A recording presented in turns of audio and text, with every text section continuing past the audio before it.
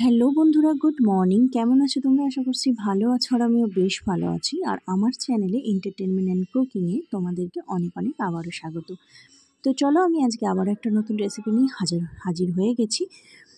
তো আজকের আমার রেসিপি হলো ডাঁটা আলু দিয়ে মুগ মসুর ডাল। খুব সিম্পল একটা রেসিপি, আশা করছি খুব ভালো লাগবে তোমাদের।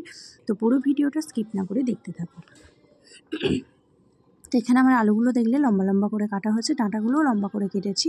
আর এখানে আমি মুগ মসুর ডাল একটু জলে ভেজাতে দিয়েছি। এবার এটাকে একটু ধুয়ে নেব।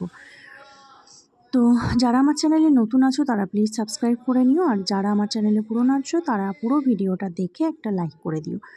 তো চলো, এখানে এবার আমি কড়াই চাপিয়ে দিয়েছি, আর কড়াইয়ের মধ্যে তেলও দিয়ে দিয়েছি। তেলটাকে একটু গরম করতে দিয়েছি। তো এখানে আমার তেলটা দেখো গরম হয়ে গেছে।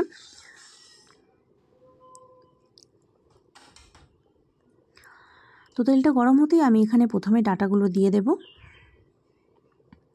আমার কেটে ধুয়ে রাখা ডাঁটাগুলো কড়াইয়ের মধ্যে দিয়ে দিলাম।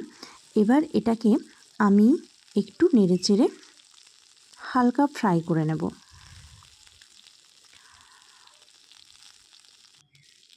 তো চলো, এটাকে এবার একটু নেড়েচেড়ে হালকা ফ্রাই করে নেওয়া যাক।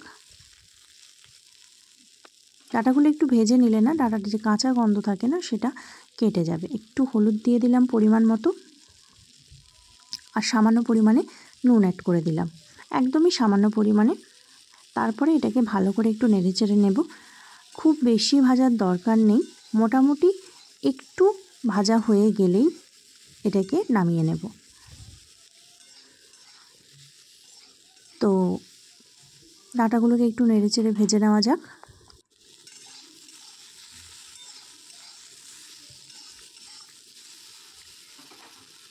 এবার এর মধ্যে না আমার কেটে রাখা লম্বা করে আলুগুলো, সেগুলো আমি এর মধ্যে দিয়ে দিলাম। এগুলোকেও আমি ডাঁটার সাথে একটু সামান্য পরিমাণে ভেজে নেব। তবে তোমরা চাইলে না ভাজতেও পারো, কোনো অসুবিধে নেই, কিন্তু আমার মনে হলো একটু ভেজে নিলে হয়তো টেস্টটা বেশি সুন্দর আসবে, তাই আমি এভাবে দিলাম। তো এখানে আমি একটা আলু দিয়েছিলাম। এটাকে এর সাথেই এভাবেই আমি হালকা করে নেড়ে দিলাম। আলুগুলো আমি লম্বা করে কেটেছি, তোমরা চাইলে এটাকে গোল করেও কাটতে পারো, পোস্তর মতো করেও কাটতে পারো, কোনো অসুবিধে নেই। তো চলো, দেখছো আলুগুলোর ডাঁটাগুলো আমার প্রায় ভাজা ভাজা হয়ে গেছে।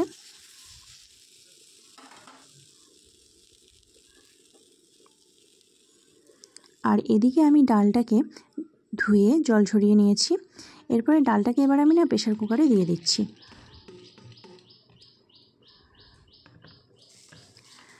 তো এবার এর মধ্যে আমি দেব আমার ভেজে রাখা বা ফ্রাই হয়ে যাওয়া ডাঁটা আর আলুটা।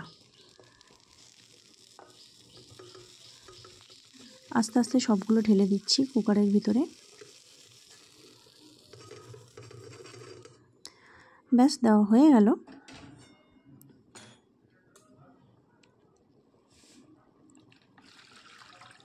এবার আমি এর মধ্যে পরিমাণ মতো জল অ্যাড করে দেবো।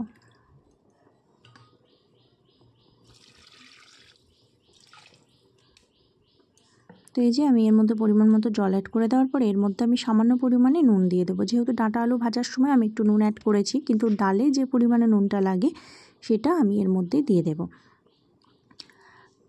ব্যাস, হলুদটা দেব না এখন। এরপরে কুকারের ঢাকনিটা আটকে আমি গ্যাসটা জ্বেলে নেব। এবার এর মধ্যে আমি কুকারটা বসিয়ে দেব। অবশ্যই এটা লো টু মিডিয়াম ফ্লেমে রেখে দেবেন। আমি এটাকে মিডিয়াম ফ্লেমে রেখে দিলাম। তারপরে এখানে মোটামুটি 2টো সিটি পড়ে গেছে।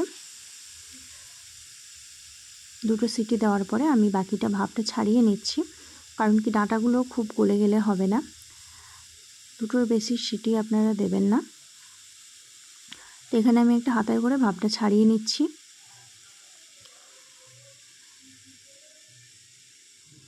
কিছুক্ষণ রেখে দেবেন অবশ্যই, তারপরে ভাপটা ছাড়াবেন। মানে লাস্টে যে ভাপটা থাকে সেটা আমি এভাবে ছাড়িয়ে নিচ্ছি। আপনারা চাইলে নর্মালি একটু ওয়েট করেও এটাকে কুকারটা খুলতে পারেন। তো এদিকে আমার হয়ে গেছে সিদ্ধ। তো এই যে দেখো, সিদ্ধ করার পরে আমার এটা ঠিক এরকম দেখতে হয়েছে। ডাঁটা আলু ডাল সব একবারে সিদ্ধ হয়ে গেছে।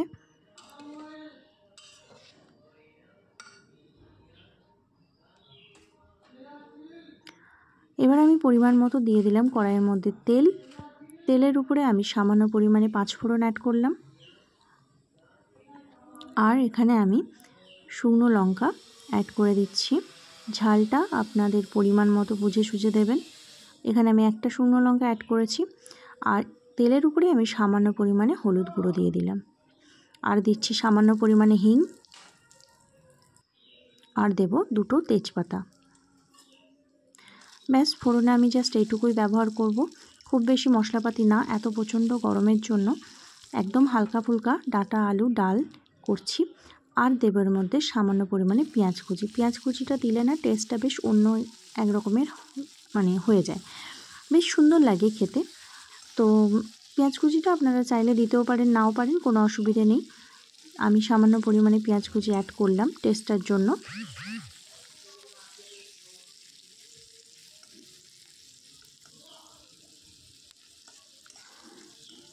তো পেঁয়াজগুলো একটু নেড়েচেড়ে গোল্ডেন ব্রাউন করে ভেজে নিচ্ছি।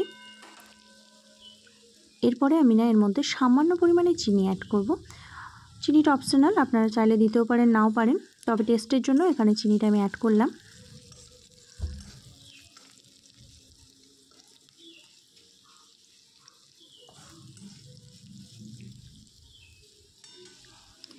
তো আমার সব কিছু ঠিকঠাকভাবে দেওয়া হয়ে গেছে, পেঁয়াজটাও গোল্ডেন ব্রাউন করে ভাজা হয়ে গেছে। এবার আমি আমার সিদ্ধ করে রাখা ডাঁটা আলু ডাল একসাথে কড়াইয়ের মধ্যে ঢেলে দেব।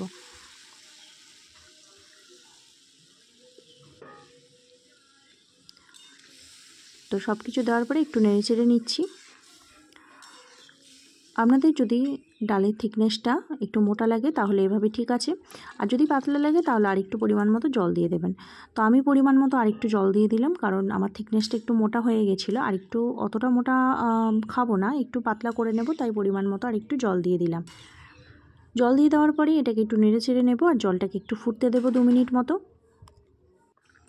তো এই যে জলটা আমার পুরো ফুটে গেছে, আর ডালটা আমার এরকম এসছে দেখতে। ভীষণ টেস্টি, ভীষণ উপকারী একটা রেসিপি। তো একটু নেড়ে চেড়ে নিচ্ছি। এবার এটাকে আমি বন্ধ করে দিলাম। তো হয়ে গেল আমার ডাঁটা আলু দিয়ে সজনে ডালের একটা দুর্দান্ত রেসিপি। আশা করছি ভালো লাগবে আপনাদের।